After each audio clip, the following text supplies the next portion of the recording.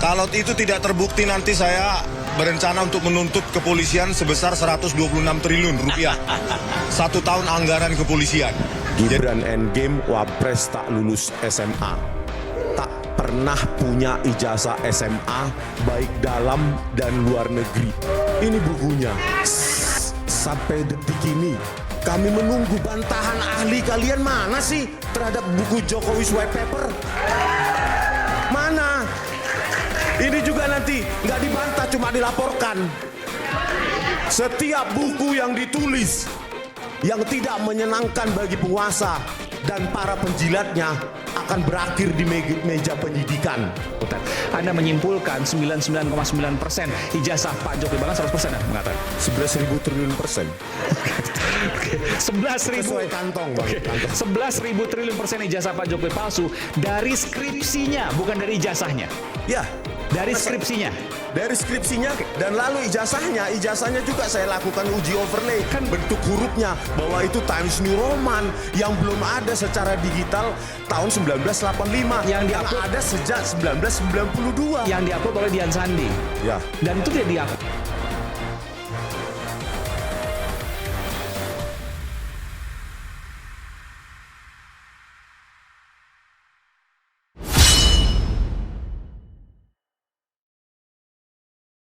Yang harus lebih siap untuk menuduh kami mengedit atau merekayasa.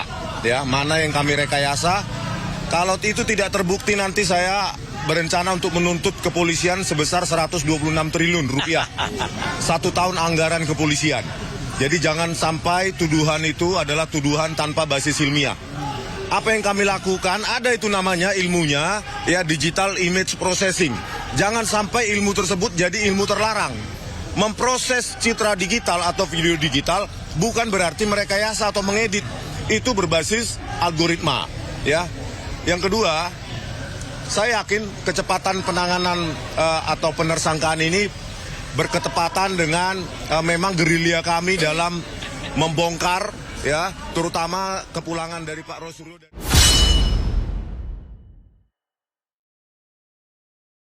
Saya ingin pertanyaan kedua dulu.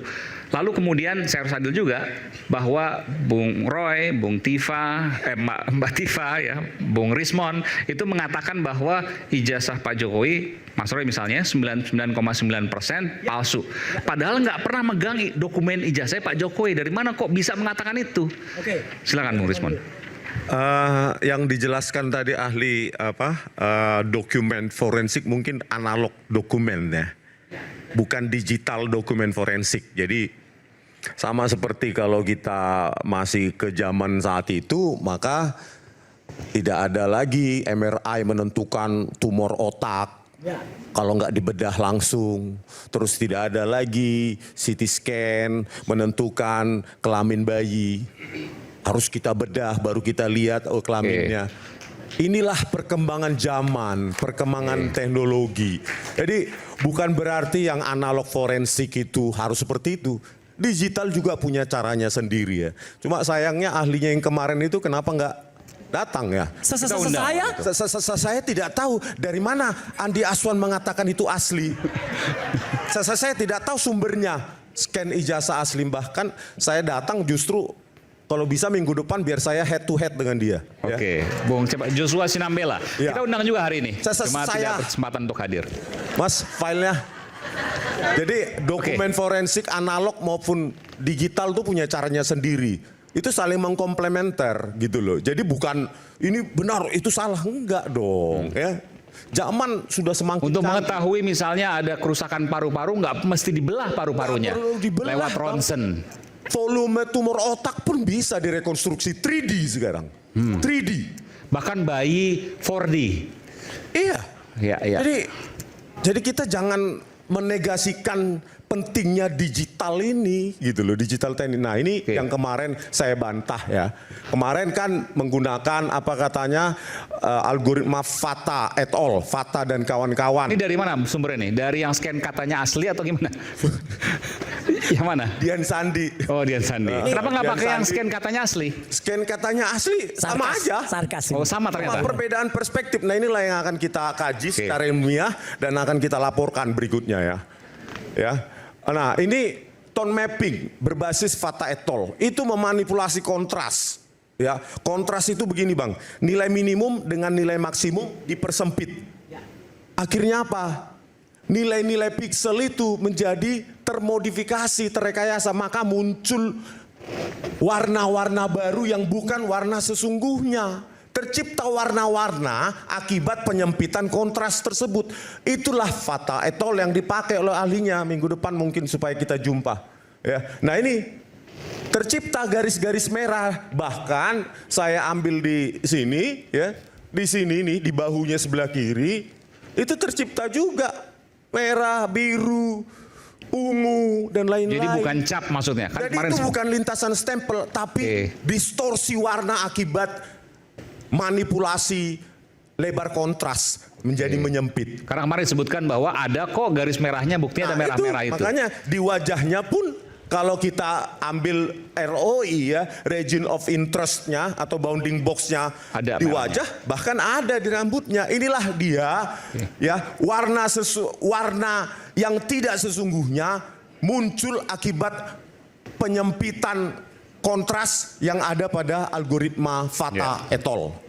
Gitu loh. Jadi tidak bisa dikatakan bahwa kemarin itu ada merah. Ya di tempat lain juga ada merah akibat manipulasi kontras tersebut. Next. Tapi Anda belum jawab pertanyaan saya. Dari mana kemudian bisa dikatakan ijazah Pak Jokowi itu palsu sementara Anda tidak pernah memegang dokumennya?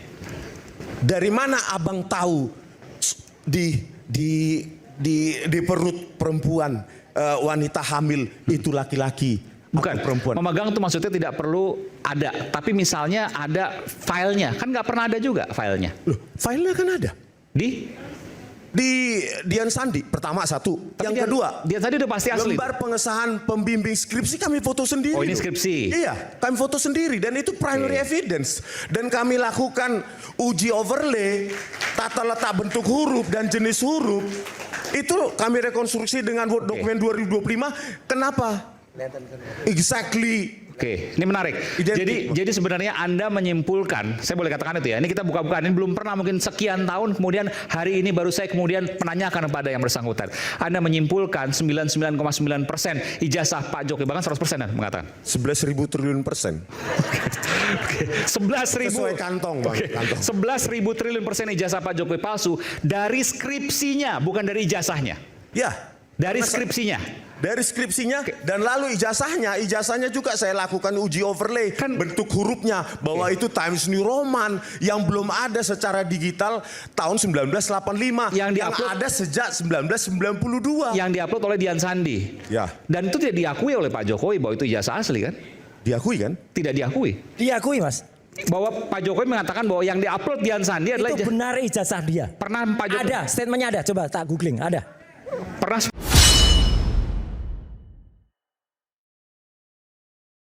Banyak orang nanti yang tersakiti penguasa ya, sama seperti analisa kami terhadap ijazah dan lembar pengesahan pembimbing skripsi si mantan ya. Sekarang ini incumbent. Oh, ya ini ya. Gibran Endgame Wapres tak lulus SMA. Tak pernah punya ijazah SMA baik dalam dan luar negeri. Ini bukunya. Terus nanti orang-orang seperti Ade Darmawan dan Fitra Romadhoni pasti berlomba-lomba itu ke Bareskrim atau ke Polda. Laporkan Rismon. Mereka hanya bermodalkan mulut. Kapan saya laporkan kau lah jangan sebut nama saya. Orang-orang semacam, bukan kalian. Saya pernah laporin kalian. Iya. Mereka hanya bermodalkan jilat-menjilat. Oh. Bisa nanti Rismon ditersangkakan lagi. Jangan difitnah kita menjilat. Orang-orang semacam, bukan kalian. Ya. Inilah cobaan dan tantangan kita di negara demokrasi yang literasinya rendah, ya, yang memanfaatkan orang-orang yang tidak pernah menghargai karya cipta, ya, sebagai buzzer, sebagai apapun itu, YouTuber atau apa. Sampai detik ini kami menunggu bantahan ahli kalian mana sih terhadap buku Jokowi's White Paper? Mana? Ini juga nanti nggak dibantah, cuma dilaporkan. Setiap buku yang ditulis yang tidak menyenangkan bagi penguasa dan para penjilatnya akan berakhir di meja penyidikan. Dan ini menjadi sejarah buruk bagi bangsa kita. Sejarah paling buruk. Produk knowledge. Tulisan harus ditelisik oleh penyidik yang dia sendiri pun nggak pernah meneliti. Bahkan ada ahli kemarin bukan bidang digital image processing, tetapi bidangnya adalah computer networking yang jauh berbeda dengan digital image processing. Bisa menuduh kami mengedit, merekayasa, memanipulasi dengan cara tidak ilmiah. Satu pun papernya atau bukunya nggak pernah saya temukan di Google. Tapi bisa menuduh kami. Bayangkan, itulah Namanya ahli yang CS. dipakai oleh kepolisian. Nah ini nanti kan tinggal kepolisian mencari-cari ahli yang lain yang sesuai dengan kebutuhan mereka. Ada nggak ahli yang bisa dipakai nih? Ahli linguistik, forensik, bla bla bla bla bla bla. Pokoknya harus ditersangkakan si Rismond itu.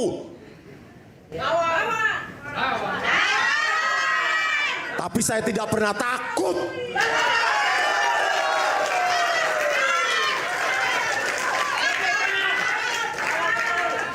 Kalau memang Wapres Gibran Raka Buming Raka pernah memiliki ijazah SMA, baik dalam dan luar negeri, silahkan tuntut saya.